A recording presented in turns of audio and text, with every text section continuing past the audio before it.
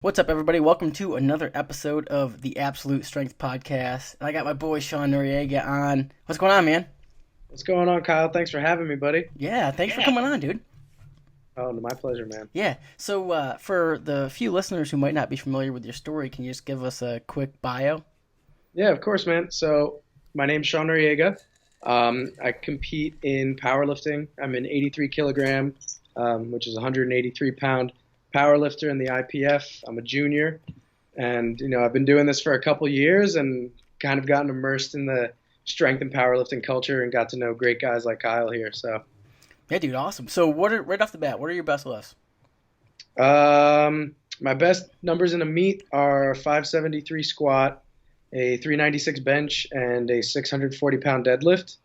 And then in the gym, I've hit 600 pound squat, 405 bench, and a 655 deadlift. So your best bench in the gym still 405? Yeah, I haven't been able to hit more than that, man. Yeah. It's there's a lot of variables. So Yeah.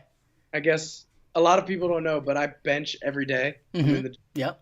I go to the gym 6 days a week. I bench 6 days a week, and over the summer, towards the end of the summer, I hit 405, and throughout this prep, I'm competing at the Arnold next week. Yep. Throughout this prep, fatigue has been a little higher than in the past. I think it's just having a slower recovery rate, so hasn't been any sort of opportunity to be fresh enough to hit anything new. Mm-hmm.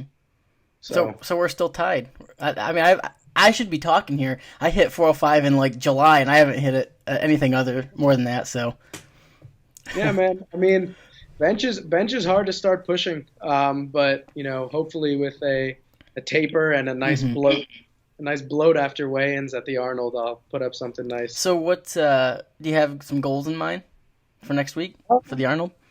So yeah, I have a few. Okay.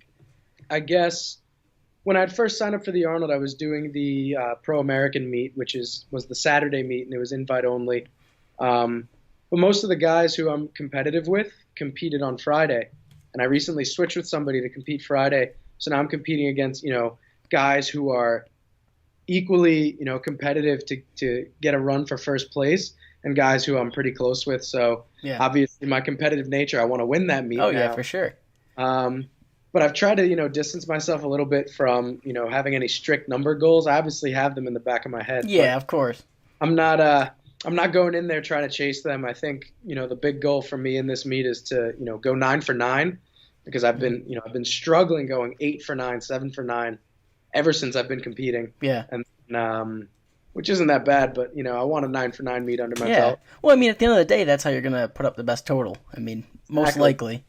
And once you get to the high level competitions, there's going to be strong people in every weight class, and they're all going to be close to evenly matched. That the guy who wins is the guy who goes 9 for 9. Yep.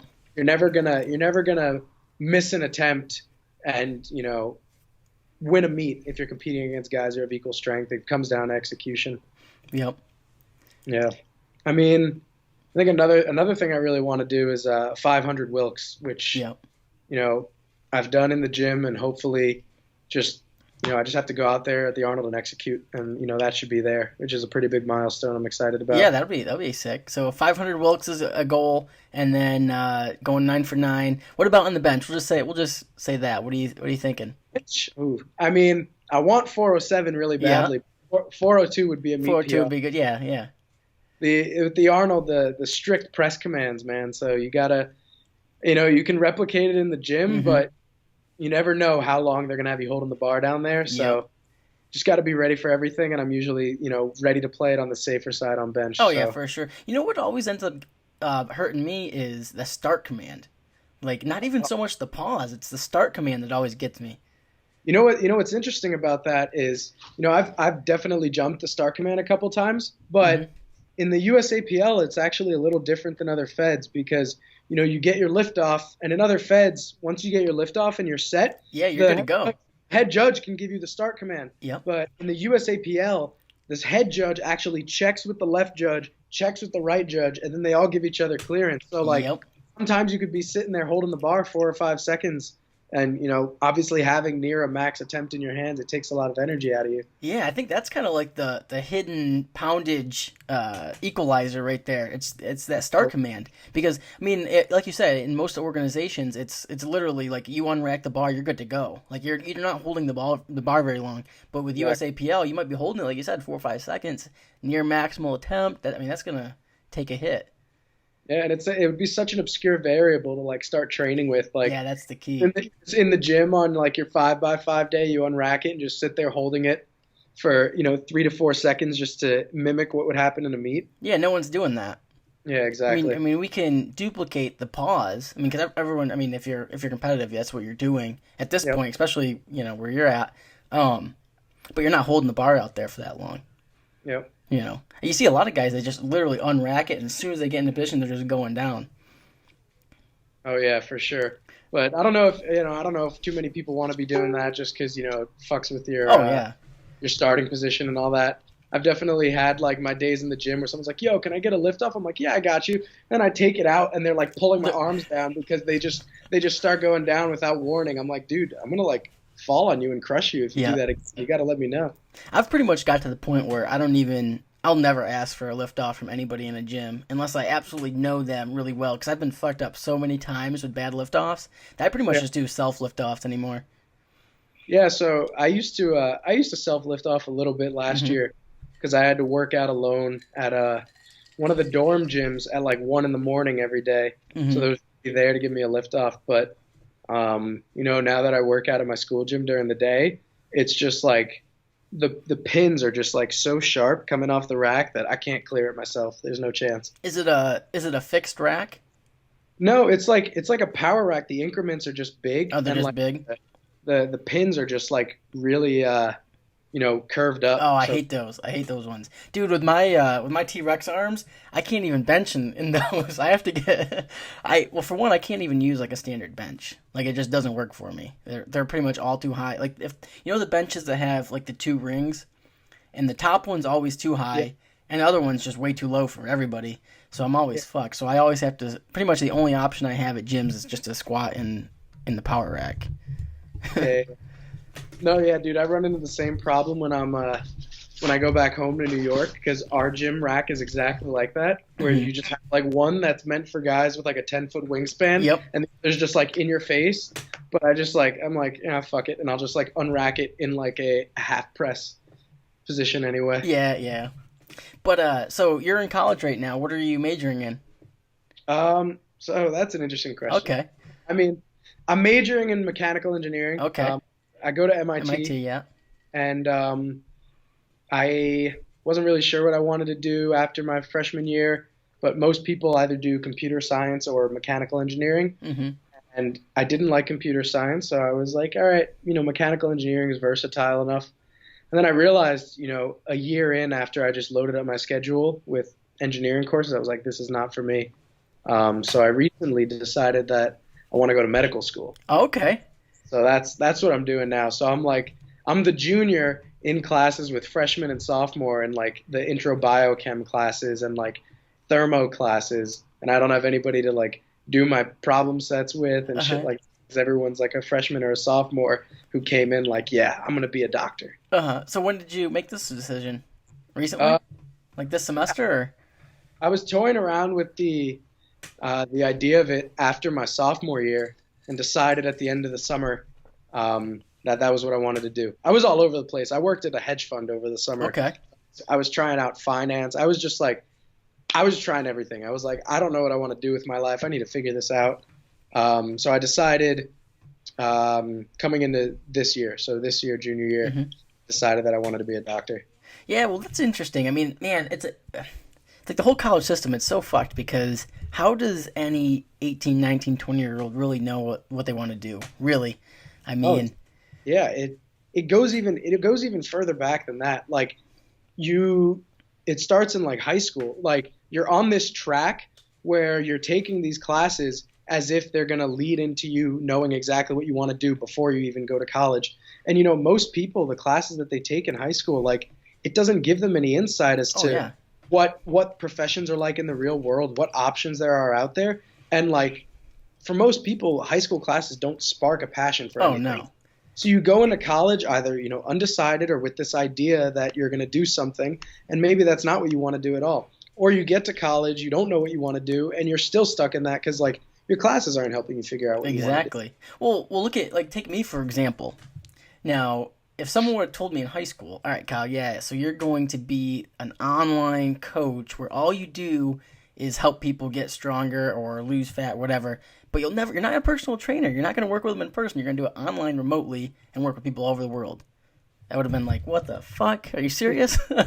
You know? So it's a lot of times it's like, I would have said cool, like yeah, that's pretty sick, but I wouldn't have thought it was possible. I wouldn't have thought that maybe I could actually do that. Yeah. It's pretty crazy, right? Because like if you go back to when, you were in high school earlier than I was, but Mm-hmm. like even when I was in high school, this whole online coaching thing was like, it was a thing, but Yep. it's like, it has blown up so much to the point where people have this like massive outreach because of social media and they Mm-hmm. have, you know, influence on other people and they have this network where they can, live comfortably and make an impact being an online coach. And it's pretty cool. Yeah, it is awesome. Like, I'm all for it. Like, obviously, that's what I do. But you see a lot of online coaches, especially who are a little bit of established and already doing it and been doing it for a while. They tend to talk down upon like on the fact that it's like such an ease of entry and everybody's doing it now. But I actually think that's a good thing. Like, shit. I think if you're good, you'll be good and you'll be okay. If you're shitty, this is just going to weed people out. And the more options people have, the better chance they have to get someone who's actually going to be right for them. Yep. It's definitely a double-edged sword, right? Because Oh yeah, for sure. you have all this competition in the market, right? Because that's essentially what it Mm-hmm. is. This has opened up a new market, and you have Yep. all this competition, and the people who ultimately get to the top are the guys like TSA, RTS, Yep. Joey Flex. All these people make it to the top because they have these results, but because there's no barrier to entry, and more so there's no way for like first time consumers to really like sift through a lot of the bullshit. Like Oh yeah. you have the top of the top already. There's always going to be these established names, but then there's like that middle ground of people who they could be good, they might not be good, and because there's no way to verify that, you have a bunch of people taking money from other people who don't know what they're fucking doing. Well, And and I think that's just what upsets a lot of oh people. yeah, and I will say that does upset me. And what even upsets me more really is the fact that you have some people who literally just capitalize on the fact that they have a huge following. So they Yep. have fucking 500,000 followers on whatever social media, YouTube, Instagram, whatever, and they recognize the fact that this can be a very lucrative opportunity to just kind Yep. of siphon off some people for coaching, but they really don't have any interest in actually coaching and actually improving somebody. It's really pretty much just them saying, okay, hey, pay me whatever. I'll give everybody the same thing and have somebody else pretty much handle your updates. But you're not really getting a personalized, customized program. It's just everybody gets the same shit, and it's sold as customized. You see a lot of like the big people do this. Like that's what pretty much happened with what's his face from that supplement company, Shreds. That guy Shreds. Like Uh, last summer, remember that? Oh, yep. what was his face? Devin Physique. That's what he Yep. was doing. Yeah, Yeah, that's yeah. what he was doing. Yeah, he had like a million followers and all these clients, but it came out that he wasn't even coaching them.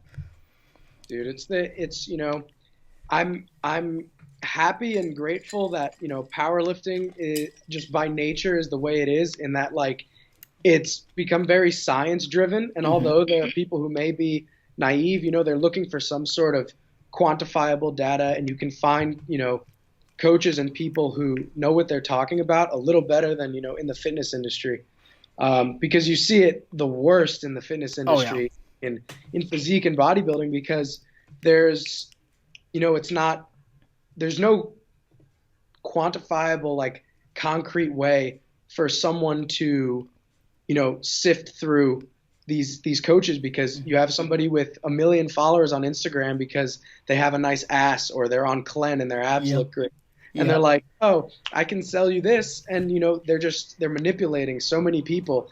And I'm happy that powerlifting isn't exactly like that, because there's just more science that goes into it, and I feel like you think more critically when looking for someone to coach your lifts to get them up number by number, rather than looking to get abs or look leaner or lose weight, lose the stomach fat, whatever it Yeah, is. well, I think you brought up a good point there. That powerlifting is very numerical. It's quantitative. Like you see the numbers. Like you see, all right, here's where the guy was. He had a 1,200 pound total. I worked with him for 6 months. Now he has a 1,400 pound total. You know what I mean? Like you can Yep. see it. And with bodybuilding, it's so subjective. Like you can work with somebody, and maybe, I mean, we'll just give the coaches the benefit of the doubt. Say they did a really good job, but then for whatever reason, a few people showed up better.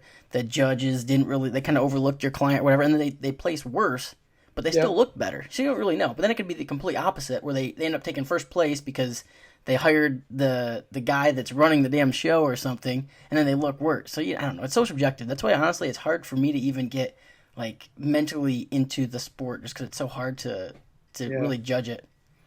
Yeah, I feel you, man. Yeah. I've personally never done any bodybuilding. I don't have any plans of it. I like the nice little layer of cushion I have over my ass. Yeah. It means I'd have to start training my arms. I'm not about that. Yeah, I hate arm training, dude. I hate Dude, arms. I think my goal in life is just to be the best bencher with the arm size that I have. Dude, that's So like that's my goal. I want to have I want to have the highest bench of anybody with like baby sized arms. Yeah. Well, shit, dude. I was going for that too. Let's have a race to see how big we can get our benches with the smallest arms. I mean, you're lighter than me, so you automatically win that one. Yeah. Well, I don't know. Maybe my arms will just like grow a couple inches. I doubt it though, because I never do anything for them. Speaking of growing, dude, when are you gonna start competing again? I Yeah, haven't seen the platform. yeah. I haven't been. Actually, it's been a year. It's been a year since I competed last. I don't know. Soon, I have to get my shit together. And then get back on the platform. I'm itching to get back on the platform. It looks like your training looks awesome. Like you look like you're staying consistent and making a ton of progress. Yeah. Yeah, I just need to like focus in. Like I've been doing a lot of other shit lately. Really taking like an off season to do other stuff. Yep. Working on mobility, working on positioning, strengthening some other stuff besides just the squat, bench, and deadlift. But I mean, still keeping the big lifts in there, and things are coming good. I gotta pick something out. I'm thinking probably in the summer, probably the next meet. Okay. You're all healthy and everything? Yeah, I'm actually feeling really good. My weight's really good. See, that's the other thing. Like I'm really light for 74 kg. Like I'm only like 162 right now. Oh, that's dope, dude. Yeah, but man, that 145 is like too low though. It's like would be too much of a cut for me.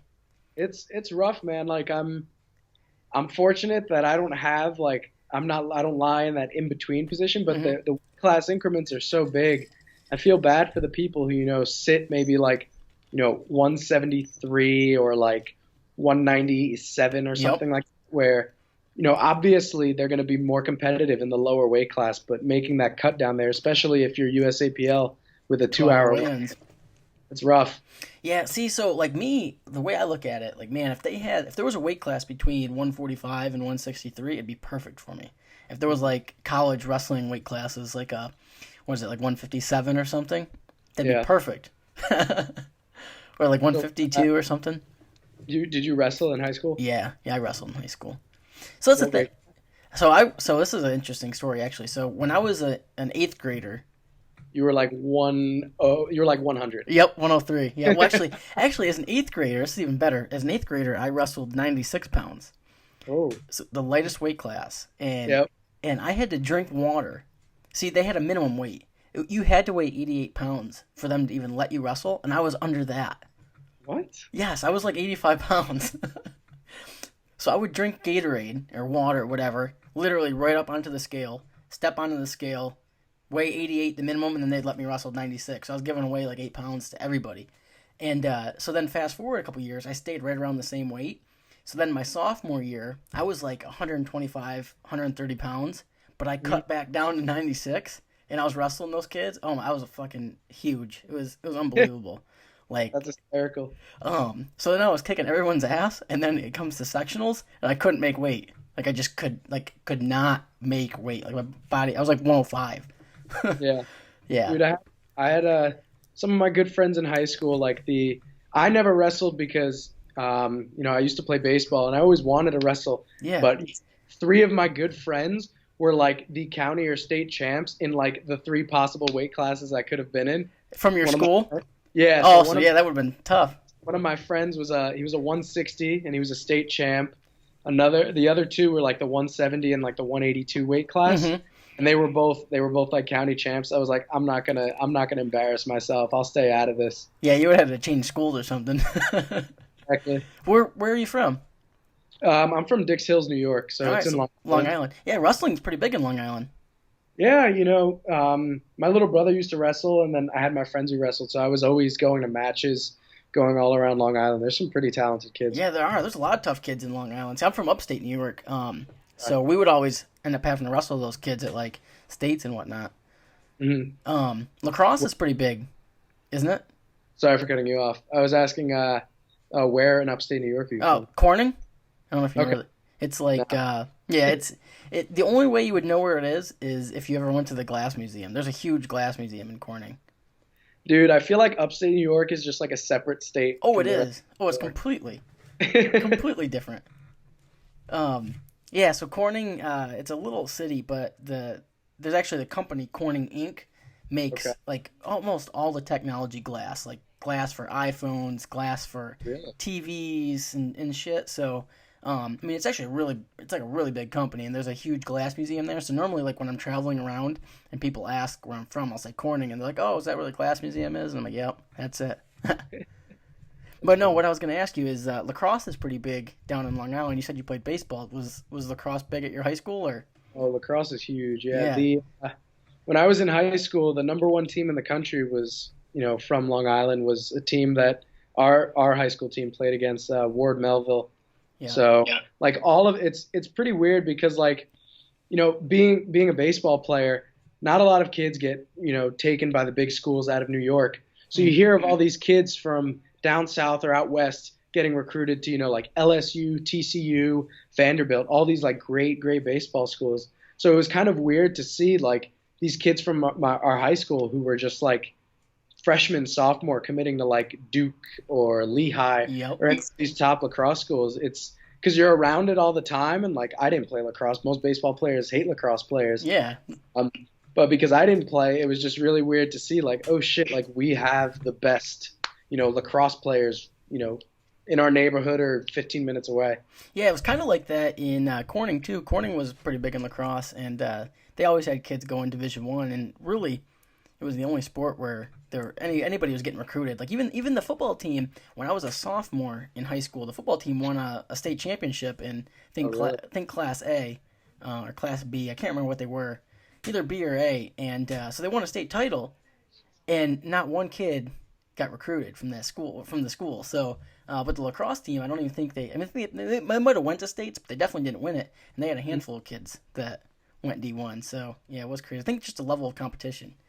Oh yeah, for sure. The Northeast is big, and I'm sure, lacrosse is growing around the country, Hmm. and the, Californias and Floridas and Texas will soon take over those sports too because they're Yeah, just playing year round over there. yeah. Well, that's the thing. Like, like down south, well, Texas and California for sure. But I mean, like football is nuts down there. They play year round, and Texas is like notorious for football. Yeah, I'd imagine like our high school football team had won states one year, and I'm imagining like if you stack them against like a team who is not even like county competitive in Texas, it would just be men against boys. Yep. Well, it kind of was like that for wrestling too, because wrestling in New York, PA, New Jersey, Ohio was really big, and Yeah. I think it was like my eighth, ninth, and 10th grade year. There was a team from Florida, like Cape Coral, Florida, that would come up to New York and wrestle in one of our tournaments, Yeah. and they would come up, and literally like half their team would have placed in Florida states. Like literally like half their team was like this kid was like, yeah, fourth in the state, this kid third in the state, this kid fifth in the state, and I'm like, holy shit, that's gonna be nuts. And they all got their ass kicked. like kids that were like fifth in our section were Yeah, beating kids that were fifth in Florida State. So that's hysterical. yeah, wrestling's not that big down south. It was I guess it would be similar if we played like a California baseball team or something like that. But we used to go to this tournament in Florida back when I played club ball, and they would always be like a couple teams from like Illinois, and they'd be like, "Yeah, this is the number one team in Illinois," and we'd play them and win like 15-0. We're Oh like, "This wow, is it's nuts. the number one team." So is playing baseball, is that what got you into lifting? Oh yeah, so that's an interesting story actually. So yeah, I played baseball since I was like 4 years old, Yeah.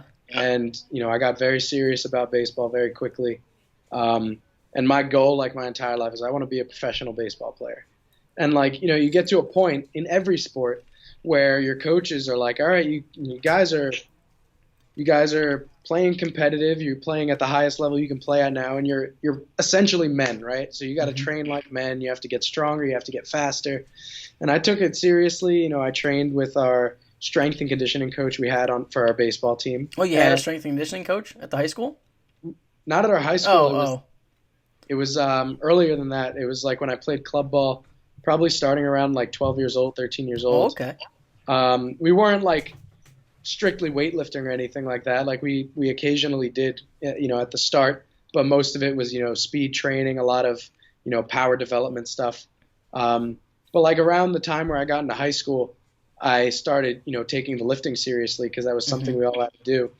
And I don't know what it was. I think it might have been a combination of being competitive and just being in a gym surrounded by other strong people. But I just like instantly got hooked to lifting. When I was given like my workouts, I'd go to the gym. I'm like, fuck yeah, I can't wait to squat and deadlift or something Yeah. like.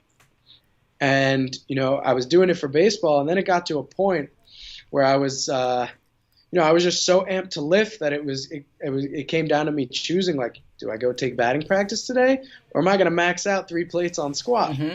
And I would go and squat, right? And at the time, I was like, I'm getting stronger and like I can keep playing baseball at the same intensity. I'm like, I'll be fine. And it ultimately was I wasn't accepting of the fact that like you can't juggle both at a high intensity, Yeah, right? Like dude. you chase two rabbits, you lose both.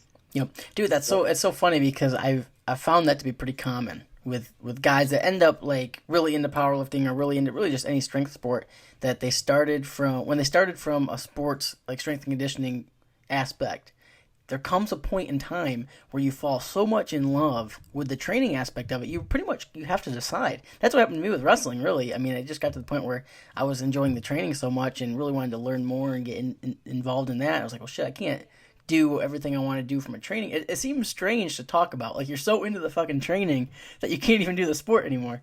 I sympathize with that 100%. Like I just lived for like going to the batting cage and hitting all day and then getting a lift in afterward, and it just got to the point where I was like, I'd rather train for the off season than actually be on the field. Yeah. Like maybe I wasn't cognizant of that at the time. Maybe I wasn't like, I don't, I'm maybe not putting in as much time as into my on field, performance, but it was definitely the case. Hell, there were some tournaments that we would go on, and I would like go to the gym after a doubleheader. Hmm. It's like, dude, go home and rest. You have two more games tomorrow. And Yeah. like people told me that, and I didn't listen. And you know, I don't regret it because I'm happy with where I am now, but I definitely should have realized that back then. Yeah. So what did your training look like back then? So when I first started lifting, one of the guys who helped me start lifting was a bit of a bro. He was a Hmm. strength and conditioning coach, but he was a bodybuilder himself. Yeah. So he definitely had some broy undertones in my training program. Hmm. But after that, this guy, Billy Rom, who currently runs the strength and conditioning facility I used to train at and still go to for baseball, um, he kind of got me into, more sports specific training. And I don't mean sports specific by like, you know, doing some sort of cable rotation to mimic a swing, but Yeah. doing the exercises that were going to get me better on the field. And like, I never benched. Hmm. I did a lot of front squatting back then. I did a lot of split squatting. I did a lot of trap bar deadlifting. And, I didn't compete when I first started doing all those lifts, but who doesn't want to like pull a PR in the gym Yeah. or PR in the gym? Yeah. So I was always getting amped up for my, sets of 6 Bulgarian split squat PR or trap bar deadlift PR or front squats. So a lot of my training was like, those were like the bread and butter of lower body stuff. Um, Speed training consisted of, sprinting, jumping, directional stuff. And then of course just, training for the sport. Yeah. So when was your first powerlifting meet? My first powerlifting meet was my senior year of high Your school. senior year of high school? Yep. One of my best friends who I played baseball with literally since I was like 9 years old, my buddy Tom DeGiorgi, his little brother got into powerlifting with Shauna Mendelson. I don't know if you're familiar with her, but Yeah, she, yeah, yeah. Scott Mendelson's sister, one of like the multiply, Yep. original powerlifting people. He was powerlifting with her, and it was my fall of my freshman year, or sorry, my senior year in high school, and I was what I thought I was getting pretty strong back then. He goes, dude, Shauna's hosting a meet. It's like 15 minutes away from where we live. You should do it. And I was like, I'll try it out. I signed up for it like 3 weeks before the meet, and I did the meet. I placed first. It wasn't like a competitive meet, but just the atmosphere and people being supportive and getting hyped up to lift and having people cheer you on. I was just like, this is dope. Yeah. Like I lift and people are gonna like clap for me. Yeah, it was sick. What was that? IPA? Yeah, it was an IPA meet. It Yep. was October of my senior year. I think I was like one of the few raw lifters there. Yeah. That's crazy, dude. Do you remember your numbers? Oh yeah. I squatted 470 in like a really loose wrap job that I did myself. I had no Yeah. idea what I was doing. Uh-huh. I talked to people before the meet. I was like, do I wear wraps or do I not? And they were like, oh, dude, just wear them for safety. I was like, all right. And I had no idea how to wrap, and you probably could have fit your whole hand underneath them. Hmm. I benched 245 and I deadlift 515. And what weight class was that? Uh, I was a 181. Oh, okay, so you've been in the I same was weight class. So. Yeah, I've been in the same weight class. I was probably walking around like 180 back then, though, which I definitely don't walk around 180 No. anymore. How much do you weigh right now? I woke up this morning like 188. All right. Is that like the heaviest you get or No, I no? usually am like 191, Okay. 192 at the most. But usually up until a week out, I try to stay around, 188. Anywhere between 187 and 189, I'm usually in the clear. So what do you do next week?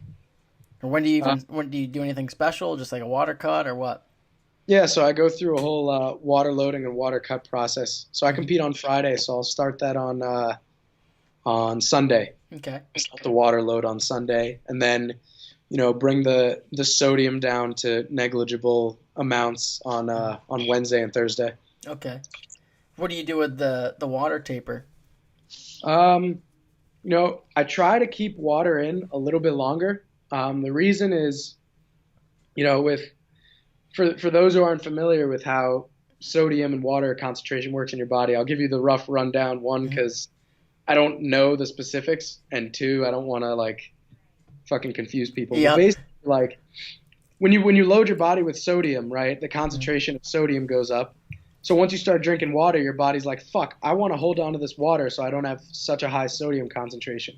So that's the first part of your water load. You just take in a lot of sodium, take in a lot of water. And then as you get closer to the meet, if I'm 2 days out on Wednesday, I'm going to drop the sodium down so that my body wants to keep pissing out the water, Hmm. right? Like it's like an inverse relationship. When you take out the sodium, your body wants to keep the water out because it doesn't want to be such a dilute system. So I'm going to keep drinking water pretty much at the same quantity on Wednesday as I did in the earlier days, just to keep my body flushing out water. And then eventually Thursday, I'll probably drop it to like maybe a gallon, and I'll finish that by 1, 2 o'clock in the afternoon. Hmm. And by then, I'm probably finishing peeing out my last little bits of body weight, and I'll Yeah. probably be around weight the night before. And then what does meat day look like? Meet day, I usually get pretty paranoid about weight, and I'm usually like a little bit heavy the day before, and then I panic, and then I end up being at weight the night of or the night before. So the Hmm. day of, I usually have no issues making weight. So after weigh-ins, I'm usually, I guess the few keys that I can disseminate are salt and vinegar chips Okay. right after weighing in. Salt and vinegar chips, like I just pound down like a party size bag as quickly as I can. The whole bag? The whole Oh bag. shit. At nationals, I went through like a bag and a half. Oh It wow. was. I find that it works really well because chips aren't very filling. Like I feel like people, and this is why it's like touted as an unhealthy food because people could just sit down and fucking eat chips forever and never get full. Yep. So I found that chips were just the perfect food to keep eating. Two, the salt and vinegar chips are salty as hell. Salt. Yep. And then the third thing that I think is the most important is most people get off the scale and they're like, all right, give me my carbs and give me my water.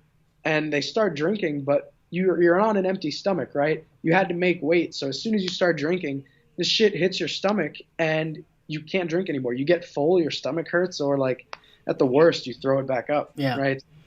For me, I found that eating the chips really helps, helps your body soak up the water. I found that I can just keep drinking and never feel full after I've eaten the chips. So salt and vinegar chips first, and then what? So this is intense. So before weighing, well, take us through it. All right. So this is the step by step for getting 10 pounds heavier after your weigh-ins. If you're at weight before you weigh in, I usually drink some soy sauce packets. Okay. Get some initial sodium into my body to help me, retain some of that water. After I step off the scale, get the salt and vinegar chips, and then I usually drink, some Pedialyte or, some sort of electrolyte mixture in water, and I usually try to add a few servings of that into, a gallon of water, and just try to pace myself and get all that water back in, so I can bloat back up to, before water cut weight by the time I have to compete. Cool. And then I usually just try to keep that going throughout the meet. I find that, especially if you have to cut, what you think might be enough food and liquid is not enough food and liquid. Like you might eat and get full after your weigh-ins, go in a squat, you're like, I'm fine. And then you cramp on bench out of nowhere. And for me, I've just found that I'm able to, maintain my energy and not feel gassed throughout all 9 attempts by just keeping the food and drinks coming. Yeah. Do you cut liquid and food about 12 hours out or further out? So I cut the water out, if I'm competing in the morning, I usually cut it out maybe like 2 p.m. to 4 p.m. the day before, depending on where my weight's at. Food wise, I actually try to keep my last meet, I was able to keep my calories at maintenance throughout the entirety of the water cut. And I also didn't cut carbs. The key for me was to, one, keep the sodium negligible. So, my food choices were not super exciting because I needed to keep my sodium, under 500 milligrams, which if people don't know, that's a very small amount of sodium. There aren't too many foods you can eat to keep your sodium under that and eat at maintenance during a day. So I have to choose, a lot of boring foods and a lot of foods that just don't weigh a lot, right? Because from one day to the next, you could eat your maintenance calories, but if the amount of food you took in does not weigh as much as your normal intake does, you very well may wake up lighter. Yep. Well, yeah, the actual volume of the food matters when you're talking a day-to-day basis. Exactly. And with you getting all the water out of your system the way you have planned in your water cut, if your diet during the day just wasn't a lot of food, you might be, waking up 2 pounds lighter even though you ate as many calories as you should to maintain. Yeah. So since we're on the topic of nutrition, what do you do anything specific with the nutrition throughout the rest of the year? So I started counting macros pretty early on in high school. I've been doing it, I guess, 7 years now. Okay. It's been a while because I used to be pretty overweight when I was younger. And, when I got into training and I got into fitness, I took it to the extreme. I was like, I want to be in shape. And as most young, insecure kids do, it's I want girls to like me. Yeah, right? Yeah, of course. I was an overweight kid and I wanted to make a change. And I ended up losing 45 pounds one year. And, it was through counting calories and a little bit of, unhealthy habits, just, under eating. Yeah. But I counted macros for so long and I've been doing it ever since. When I first came to MIT, I had my food scale going and I would bring it to the dining hall and everyone would be like, oh, what the fuck is this kid doing? Yeah. But, might be a combination of some laziness, but also a combination of just knowing what's Yeah. in food. Like someone could ask me, how many calories are in an ounce of almonds. I'm like, I can rattle off all the numbers and the macros. So I eyeball everything now for the most part. I'm sure you're very similar. You've been doing this for a while, where I count macros, but it's like a loose counting method. I eyeball things. I'll eat ice cream Yeah. pretty frequently. Oh, yeah, I love my ice cream too, dude. Oh, It's funny you mentioned about how you can just rattle off the macro. Dude, that's the same with me. Actually, I did a video with Nick Wright one time. This is back in the day. He came to visit me. This is like, I don't know what, you 2012, used to 2013. do it nutrition, right? Yeah, I used to do his nutrition, but he came to visit me one time. I think it was like maybe 2012 or something. And we're sitting in a restaurant and we're filming, and he's just like naming off foods. He's like, he's like 6 ounces of chicken breast, and I'd like name off. He'd be like an ounce of almonds, and it's funny. I can't remember what the title of the video is. I'll put it in the show notes because it's really funny, and just that we brought this up made me think of it. But yeah, I mean that's really what happens when you've been counting macros for a long time. And that's what I really try to tell people. Like, eventually, you're going to get to the point where you don't need to be so strict. You don't need to weigh and measure every single thing out, because you'll know what you're getting in. You pretty much just know the numbers, and then you mix and match throughout the day. And you'll still have to weigh and measure some things, but for the most part, it gets easier as you do it. Yep. What? I really think, sorry. Yeah. So keep going. I think there's so much value in learning to, count macros. And the reason I say that, it's not in the obsessive manner that you need to be weighing everything on a food scale your entire life. But I think for a lot of people, on any magnitude of your current health, everyone for the most part is looking to improve their health in one way or another. And people they don't know what to turn to. There's always people in the media and there's people online promoting such extreme, dietary protocol. And I think if people spend the time even just cataloging how much they eat, just logging their day to day, even without trying to change anything, they learn how much their body needs. They learn how much they eat, and they learn foods really well. And I think, it might seem like tedious at first to be like, oh, I don't know how many fucking calories are in 4 ounces of chicken breast, but like, you'll learn. Like, Yep. Eventually you'll learn. It might take longer for you than someone else, but like, eventually you'll learn. And you'll learn to the point where it becomes easier to track it. You'll learn to the point where you don't have to be as strict. And you'll learn to the point where you just have a healthier relationship with food and with yourself. Yeah. Because once you learn how to count calories, and once you learn how to, budget your day-to-day food intake, you just have such a better understanding of, what it means to be healthy nutritionally. Yeah, and I think a good, real important point there is the fact that if you take most people, if someone who's overweight and you have them just literally just track their food, not trying to change anything, just track their food accurately, they're probably eating more than they think they are. And then on the other end of the spectrum, you take that skinny kid who says he can't gain weight, he eats everything but cannot gain a pound of muscle, and you have him track everything, he's not eating nearly as much as he thinks he's eating. So. Yeah. No, it's huge. It's the number one thing. That's why I promote flexible dieting so much. It's not even the act of flexible dieting and that it's like some dogma. It's the only way you can get results. It's a mindful way of eating. Because once you get to the point where you understand macros, you understand calories, you understand how all this comes together, then you can start and branch out, and everything becomes easier.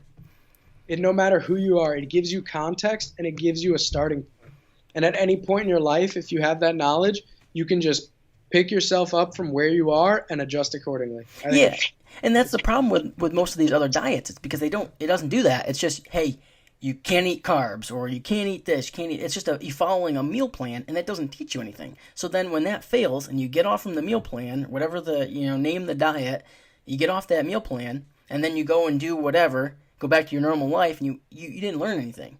Yep. The only thing you learned from it was, well, shit, if I want to diet, I can't eat bread. Well, great. That's not going to get you anywhere. Yeah, exactly. Sure.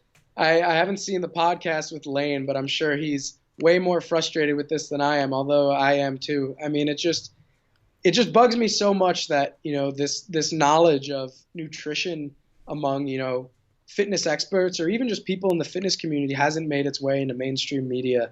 Yeah. The way we're hoping for. Well, I see Lane keeps fucking going off on Twitter trying to get on Joe Rogan's podcast.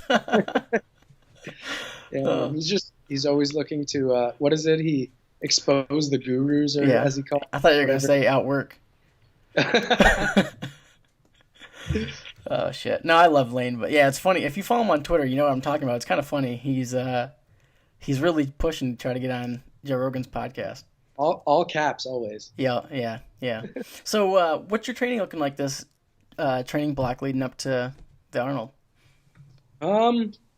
So, training with Joey, we utilize RPE-based training. Mm-hmm. So, for those of you who don't know, RPE-based training, RPE stands for rate of perceived exertion. And what it is it's a scale from 1 to 10.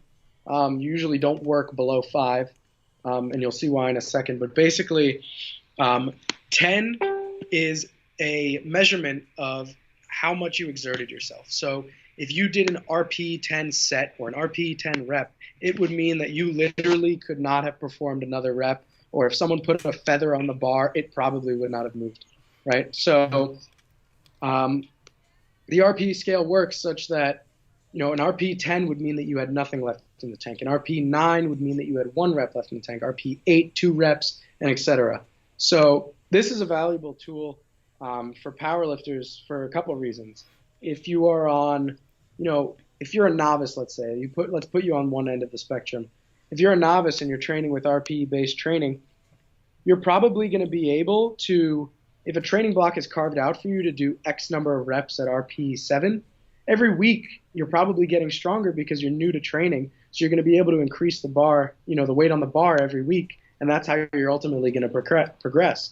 Whereas if you were working off a percentage as a newbie, your percent 1 rep max is probably changing every week because your body's making these adaptations and you're growing faster than someone, like Lane, who's been lifting for, 10, 15 years, whatever it is. Yeah. And then on the opposite side of it, right, if you're an experienced power lifter and your body gets beat up from your training, if you have to work off a percentage every time, there might be one day that you're, or there might be multiple days in a training cycle where you're just beat to shit and you have to hit, 90% for a triple and you struggle to do 1 rep. So I think it's been, I've been working with Joey for 2 years and we've utilized RPE-based training for most of it. And I think it's been a super valuable tool. Yeah, for sure. Yeah. So I was going to say, in terms of frequency, what's your training frequency looking like right now? Right now, this block, it's been 3 times a week squat, 6 times a week bench, and then 2 times a week deadlift.